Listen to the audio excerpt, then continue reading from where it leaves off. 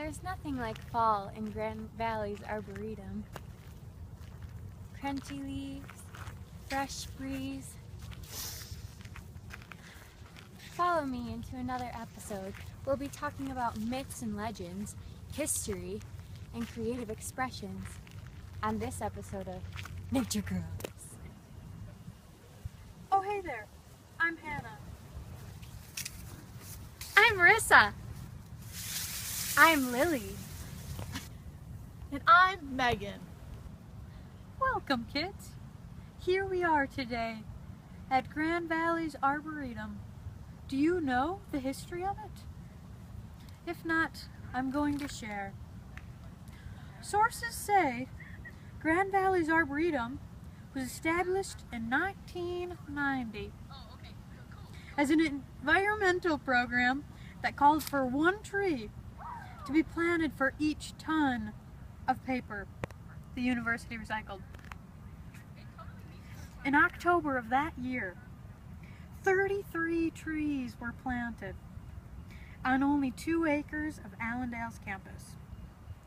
The nature space, soon to be known as the Grand Valley State Arboretum, grew in the past 11 years to encompass 7 acres with 735 trees and shrubs from 120 species. There you have it, kids. And today on Myths and Beliefs, the myth of the fog. Thousands of years ago, there was an 18-year-old boy named Ackaby. He lived in northern Ontario with his mother Cree and his father Ermineskin.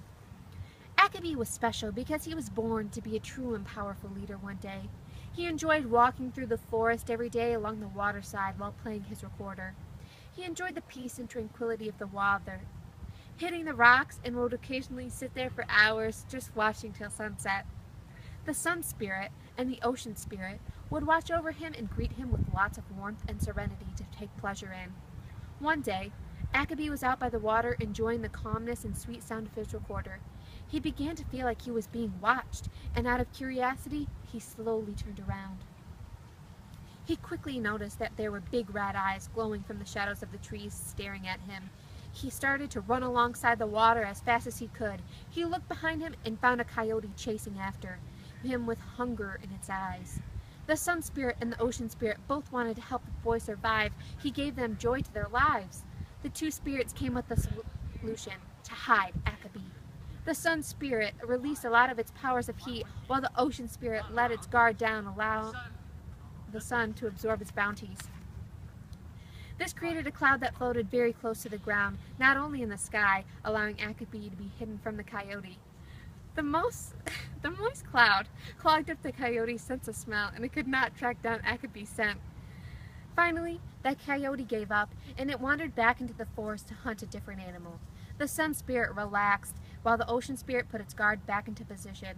The cloud began to disappear within minutes when Ackaby opened his eyes. He began to praise the 2 spirits for saving his life.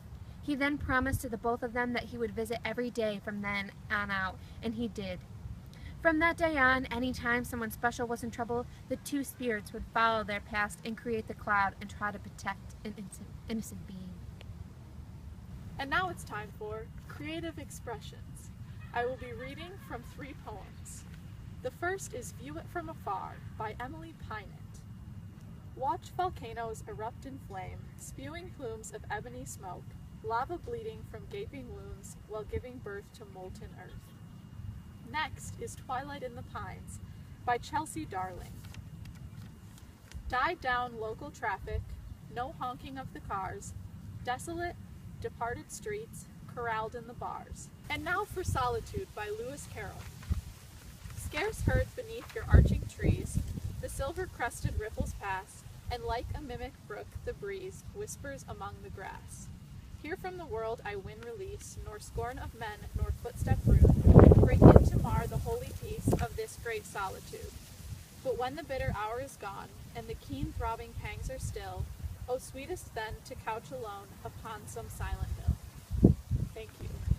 Did you know The Circle of Life isn't just a song by Disney? It's the circle of life. It is happening every day around us. Take leaves, for instance.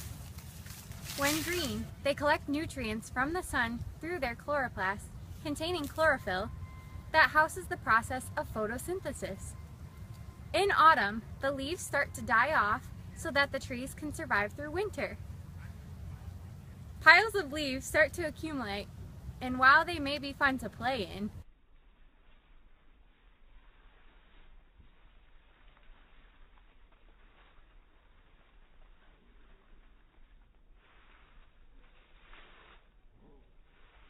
they serve a higher purpose. When left alone, leaves can turn into leaf mold. Huh? Leaf mold, a sort of mulch that provides nutrients to the soil. This enriched soil then produces a stable habitat for plants, which benefits the trees and helps them to continue their cycle. Thanks for tuning in. Next week on Nature Girls, frogs.